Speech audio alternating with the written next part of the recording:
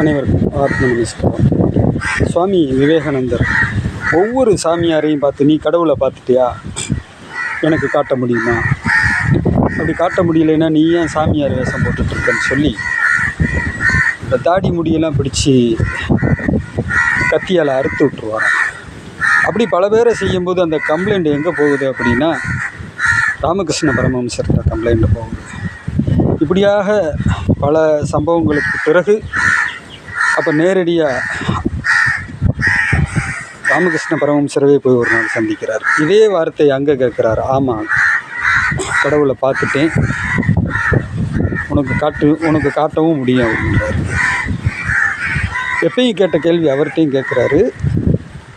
கடவுளை நான் கண்டுட்டேன், உனக்கு காட்டவும் முடியும்னு இவர் அதிர்ந்து போயிடுறாரு. என்னடா இப்படி சொல்கிறாரு அப்படின்ட்டு. கண்ணால் பார்க்க முடியாத, கையால் தொட முடியாத ஒரு வஸ்துவை எனக்கு காட்டுன்னு நீ சொல்கிற, நான் ஒரு கேள்வி கேட்குறேன், அதுக்கு நீ பதில் சொல்லு. எதுக்குமே உதவாத ஒரு பொருள் இருக்கும்னா அது எதுன்னு எனக்கு சொல்லு அப்படின்ற.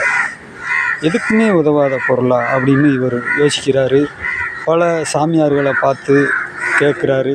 இவருக்கு விடையே கிடைக்கல. கடைசியாக அவர் அந்த வெளிக்காட்டுக்கு போய் பாத்ரூம் போகிறாரு. அப்போல்லாம் காடுகளில் தானே போவாங்க, வெட்ட வெளியில். அப்போ பார்க்குறாரு, மலத்தை திரும்பி பார்க்குறாரு. ஆஹா, இந்த மலம் தான் எதுக்கும் உதவாதது, போய் சொல்லிடுவோம்னு முடிவு பண்ணுறாரு. அந்த மலம் பேசுது. இன்னும் கொஞ்சம் நேரத்தில் சூரிய பகவான் வருவார், என்னையை உலர்த்தி காய வச்சிருவார். அப்புறம் கொஞ்சம் நேரத்தில் வாயு பகவான் வருவார். அவர் மேலும் என்னையை உலர்த்தி பல பக்கம் சிதறடித்து செடி கொடியிலெல்லாம் போய் விழுந்து நான் உரமாக மாறிடுவேன்.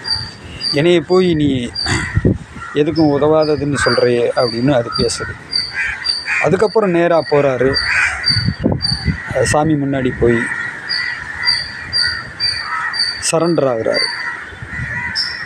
அப்புறம்தான் அவர் தன்னுடைய பெருவிரல் எடுத்து, கால் பெருவிரல் எடுத்து அவர் நெத்தியில் வைக்கிறாரு. இந்த உலகமே அவருக்கு சுற்றுது.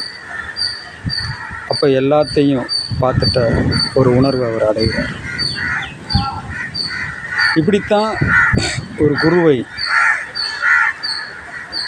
தன்னுடைய தேடுதல் மூலமாக அடைஞ்சு இந்த உலகத்தையே திரும்பி பார்க்க வச்ச ஒரு குரு சிஷ்யர் பரம்பரை அப்படி தான் உருவாகுது. ஆத்ம நமஸ்காரம்.